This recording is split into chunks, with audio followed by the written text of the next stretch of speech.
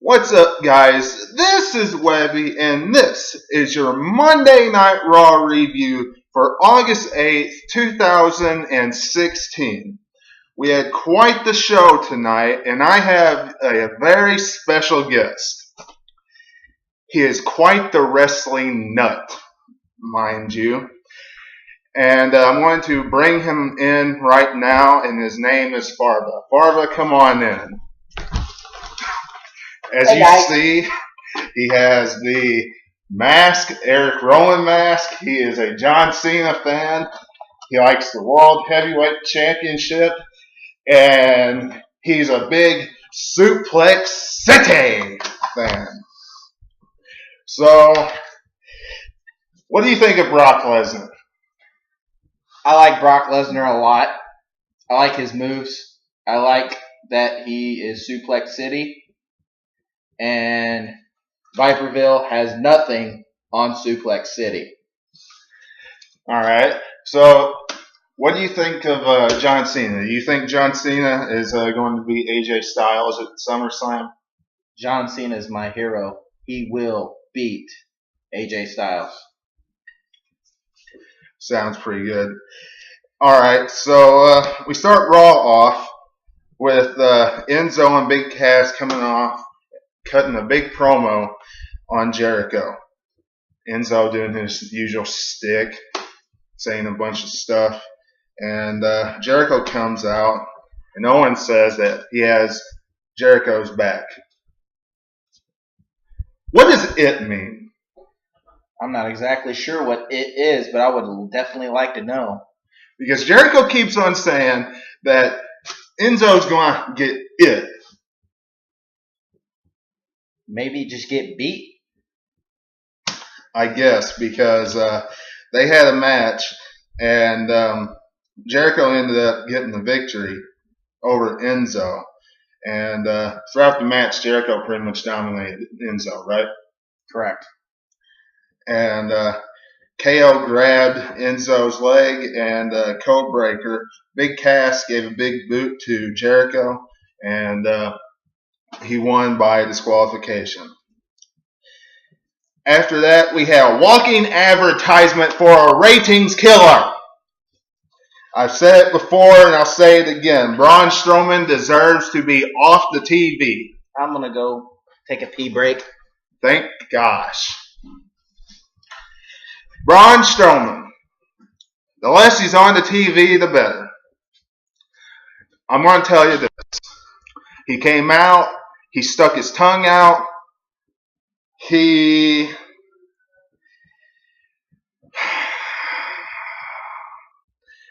did a big boot, did a clothesline, did a backwards choke slam, and there you go. Whoop-dee-doo. What a match. The less he's on the TV, the better. That's all I can say about that. Puff Daddy talks to the New Day and Mick Foley. This was a complete waste of time. The only reason why he was on here was to promote 2K17. Absolute waste of time. I mean, absolute. He shouldn't even been on Raw because he was on there for a matter of a couple seconds. Oh, what in the world is this? Are you bringing back more new stuff? John Cena. You really are a John Cena You can't nut. see me. Oh, you got a WrestleMania hat on too, right? Yes, I do. Did you go to WrestleMania this year? Yes, I did. How did you like it? I know a lot of criticism was talked about it. I was very glad to be there. What did you think of the event? I enjoyed it. The matches? Matches were good. What did you think of that giant leap from the cell? Oh, that was intense. When Shane jumped off the Hell in the Cell on Undertaker, and then Undertaker moved out of the way. Yeah. Yeah. But do you agree with the fans that that was the worst main event ever in the history of WrestleMania? I don't agree with that. You actually like Roman Reigns versus Triple H for the WWE World Heavyweight Championship? Yes. You suck. I'm sorry, but my guess sucks. And then we have, well, a match that, if this becomes a feud, I will have to say will mean absolutely nothing. Titus ONeil versus Darren Young. And the reason why this means absolutely nothing is because the more they wrestle each other, the less the feud means. Would you agree? They're never going to make Darren Young great again. No, they're not. They crushed that last week when Titus ONeil beat him. Right? Correct. And the feuds and the storyline and Bob Backlund saying, "Oh, we're gonna make Darren Young great again," that just didn't get over. That gets real old real quick. Yeah, because no, it just about as old as he is. Yeah, yeah, it's pretty old. What, you don't like Bob Backlund? Oh, I do. You do? Yeah, but I mean, when he was walking behind me during Access at WrestleMania, I didn't turn around and ask for his autograph. I don't like him that much. Did he creep you out or something? Yeah, it was kind of awkward, you know. And then we had Seth Rollins cut a promo on Finn Balor. And Seth Rollins was going to reevaluate Finn Balor. He said that he was a disrespectful person, and Seth Rollins had a career-threatening injury, and he talked about his legacy and everything that he had accomplished over his career. So tell me a little bit about what he accomplished so far. Finn Balor? No, Seth Rollins. Seth Rollins? What he's accomplished, well, he was the champ, the World Heavyweight champ and the U.S. champ at the same time, which was pretty cool. But right now he's not accomplishing anything. I mean, do you feel like that he was the architect of the Shield? No. No? Well, who was? I think Roman Reigns was. You're a puppet! So? Just want you to know that. So, what do you feel about his act with the Authority? Well, that was probably the only reason why he got pushed up was because of the Authority. I think the Authority is the only reason why he was the champion. I see. Well, do you think he deserved the Money in the Bank briefcase? I think he earned it, yes. He earned it? All right. I think it was very unfair how he came out at WrestleMania and cashed it in last minute. I mean, it was smart, but no, I shouldn't have done that. It's weak. Weak? Yeah. Well, it's all about the opportunity. Yeah, true. Ambrose did a good job cashing in his Money in the Bank, though. And then we have Sheamus versus Cesaro, which, there's not a whole lot to say about this match. Not a whole lot. They always put on a good match. Cesaro always does. Sheamus doesn't always. I like Sheamus, but they haven't really done a whole lot with him here recently. The best thing that I could point out was Sheamus keeps on yelling at the top of his lungs, "Respect the Hawk!" Look, when he says that, I just think of a big jar of mayonnaise with a red top. Yeah, he does look stupid, but I thought he was referring to the Incredible Hulk. Yeah, I guess. Now I know what you're referring to, his hair. Yes. Which he looks stupid, very stupid. Right. Yes, his hair looks stupid. I like that he got rid of the little braids that he had right there, but the Hawks, he got to go. Yeah, that's why everybody chants, or at least they used to, "You look stupid." Exactly. And then they had a pretty good promo building up Lesnar versus Orton, leading up to the match at SummerSlam about their 15 years in the business, starting at OVW and how they won championships in the WWE and so on, and how they are today, right? Yes. And then we had, well, pretty much another pee-break match, excuse me. The Dudleys versus Sin Cara and Neville. Now, the Dudleys, you know, they're legends. Sin Cara, you know, he's okay. Neville puts on good matches, but they're really not doing anything with him. Yeah, Neville needs to get a big push. I like Neville a lot. He flies around a lot, does a lot of good moves that are very entertaining. Yeah, so, I mean, there's really not a whole lot to say about that. Next, we had Rusev and Lana's celebration about them getting married. And what did you think about that? I wish that the dress was... The dress looked very nice. Okay, well, I think everybody knew where you was going with that. And it was entertaining. It was funny.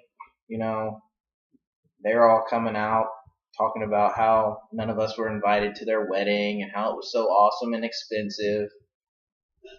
You know, and then Reigns came out to celebrate with them and wanted to make a toast. Rusev said, no, don't make a toast. Then he said, okay, challenge me at SummerSlam. You know, Rusev was like, no. So he's like, okay, I'll make a toast anyways. Made a little toast.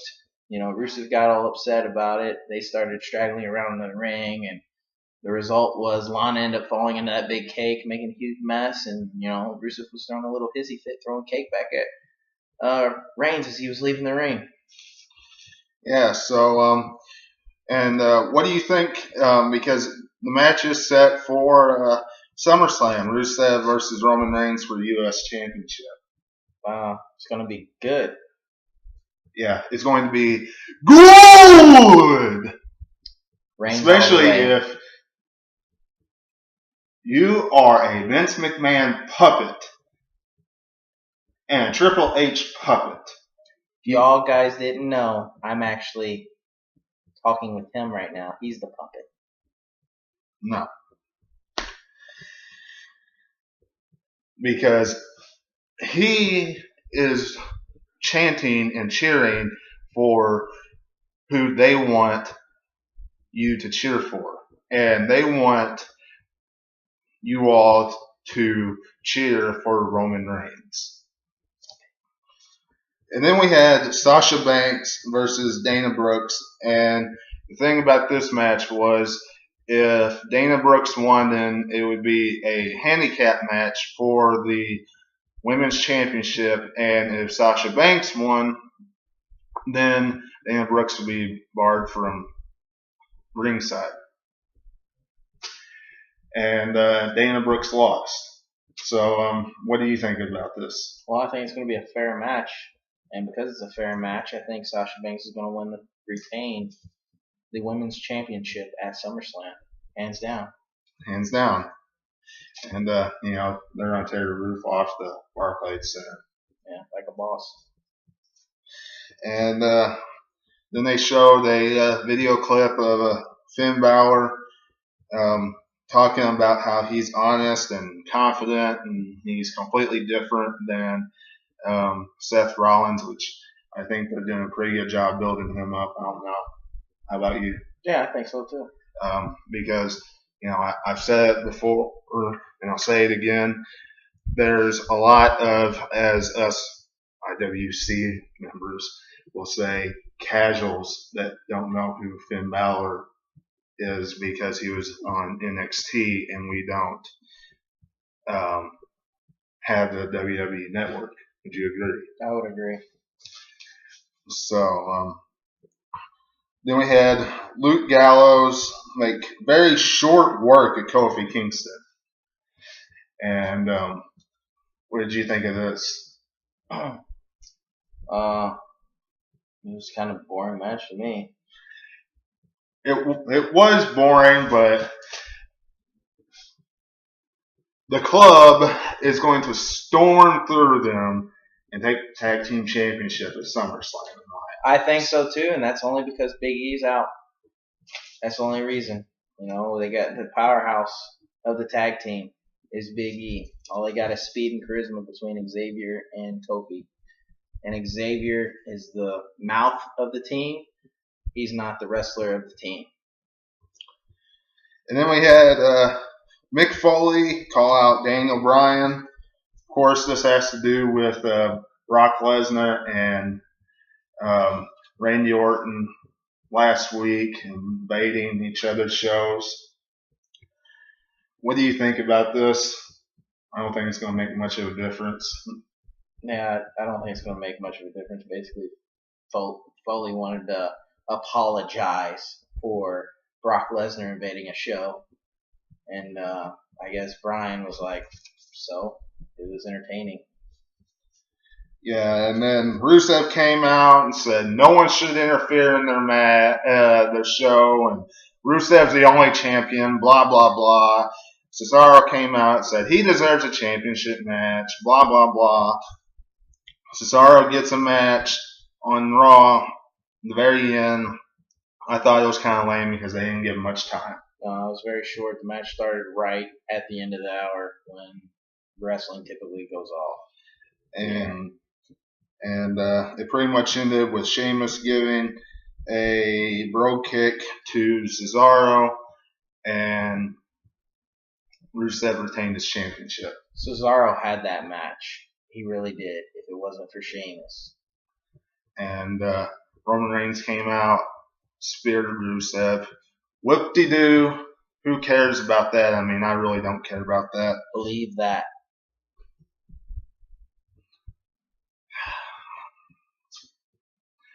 You hear it? He's a puppet. And there is one big complaint that I'm going to say about the WWE product, especially on Raw. There's way too many commercials during the matches. The opening match, I will say this, between Enzo and Jericho, the match was like a minute and a half into the match, and they had a commercial break. It showed about another 2 minutes after they came back from commercial, and the match was over. That should not take place. So, what do you think about that?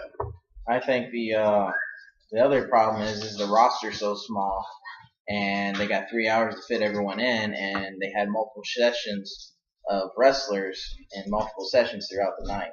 Like Cesaro, for instance, he was in 2 matches. And you had Rusev, he was in 2 sessions. Why don't they bring out other stars? You know, make it more entertaining. Yeah.